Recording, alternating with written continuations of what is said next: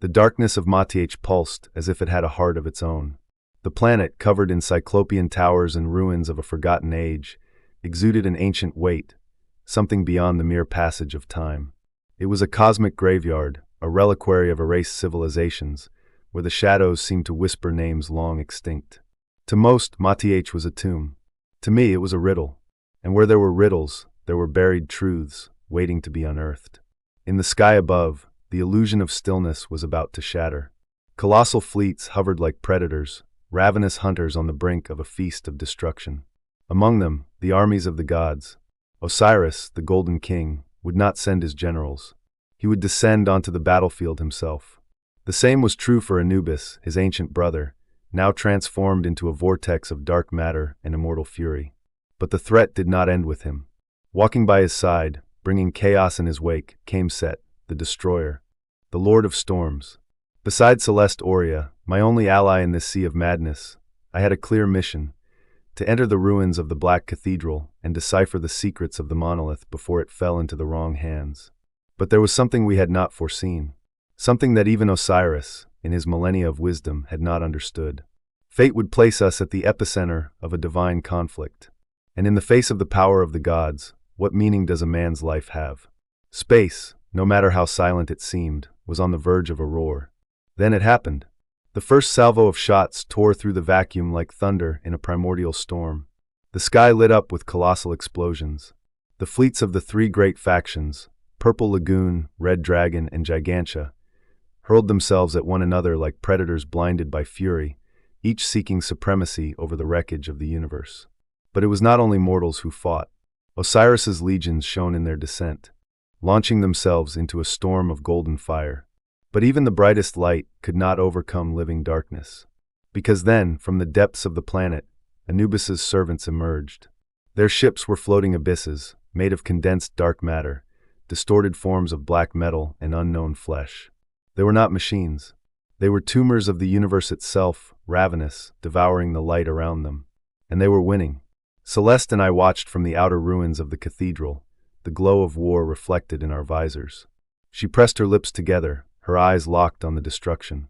"Have you ever seen anything like this before?" I asked. She hesitated. Then she answered, "I have seen the hatred of gods. But I have never seen the universe bleed like this." The battle intensified. Gigantic warships tore through the darkness like burning spears. Cruisers exploded like miniature suns. Bodies were cast into the void. And even in death, their forms did not stop twisting, sucked into the living portals of Anubis's ships.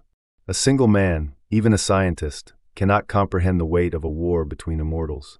He cannot calculate the impact of destruction stretching across entire systems. But then something changed. From the heart of the battle, a voice reverberated, not through sound, but through the very fabric of reality. "If you seek war, Anubis, then let it be between us." Osiris. I had heard his voice before, but never like this, never laden with such wrath. And then, like a scythe tearing through the land, true hell began. The war roared above us, but within the ruins of the Black Cathedral, everything felt dead. The sounds of battle were muffled by the colossal walls, as if the very structure refused to allow chaos to profane its interior. And yet, war was here as well. But it was a different kind of war. Not of explosions and screams, but of silence and shadows. We moved cautiously, Celeste Oria and I, our footsteps echoing among the remnants of a forgotten era. The Gothic structures loomed around us like fossilized faces of ancient gods, sentencing us with hollow gazes. These were not just ruins. The Black Cathedral felt alive. And in its silent breath, we felt a weight that could not be explained with words. The monolith was calling us. I didn't know what it was, but I could feel it.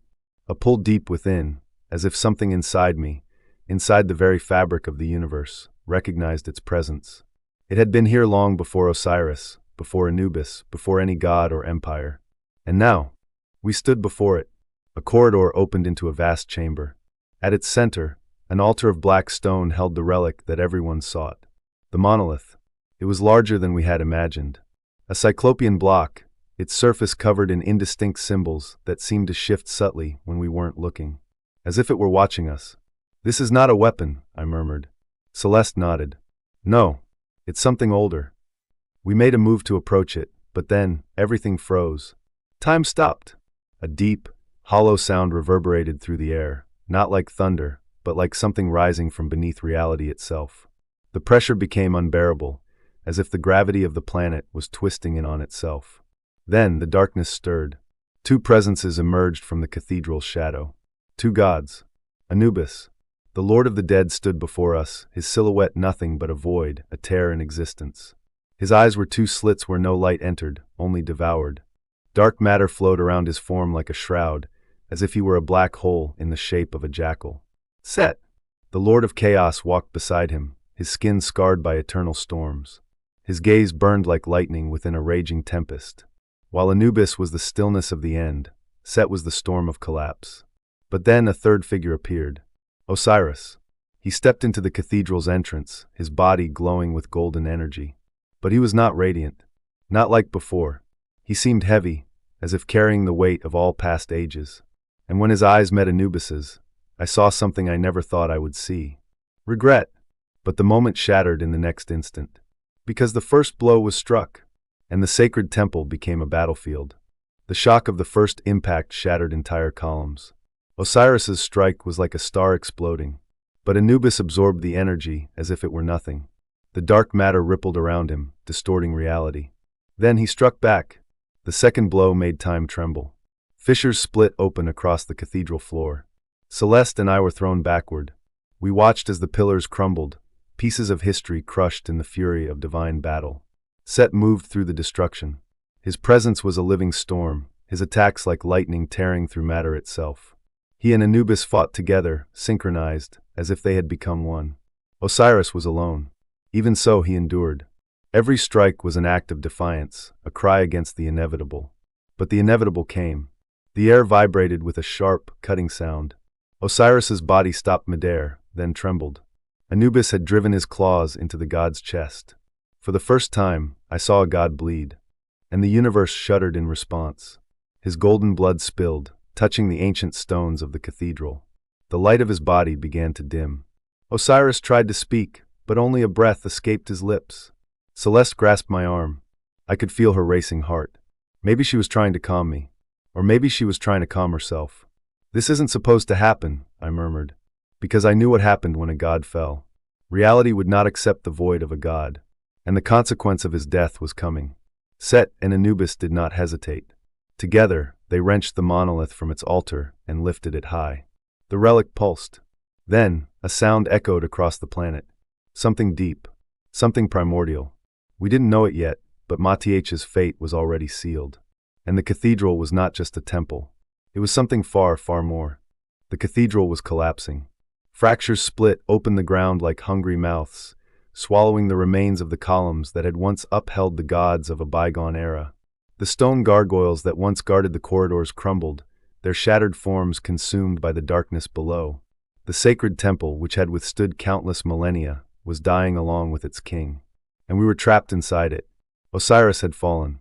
The god's golden blood soaked the ground, and his light, once radiant like an immortal sun, flickered like a candle about to be snuffed out. The silence was more deafening than any war cry. Set and Anubis had vanished, taking the monolith with them. They had won. But the end had not yet come. The remnants of Osiris's power would not accept defeat. Like a body self-destructing to stop the invasion of a virus, the Templars and priests of the fallen god enacted the final order, the collapse of Mathiach. The sky above ignited as the ships loyal to the Golden King began their suicidal descent. Explosions rippled through the atmosphere, and the burning wreckage rained down like meteors. They had chosen to die with their god, rather than leave him to the jackals. Celeste Oria, kneeling beside Osiris's body, trembled. "No, it can't end like this." Her lord's eyes slowly lifted to meet hers. His mouth opened, but no sound came out. Only a final trace of energy left his body, reaching for Celeste's hand. She shuddered as if something had passed through her. I grabbed her by the arm. "We have to go." She didn't move. "He needs me." "He's dead, Celeste." Her eyes turned to me, and in them, I saw something I never expected: doubt. Celeste Oria was the most brilliant scientist in Osiris's fleet, but she was also his devoted follower. She had served the god for years, believing in his light, his justice. But now, everything she had fought for was crumbling around her. Her king was dead. His empire was burning. And before her lay a choice. Die with Osiris. Or flee with me. I can't. Celeste, listen. I shouted, trying to make my voice cut through the cacophony of destruction. Osiris is lost. He's gone. But we're still here. We can still get out.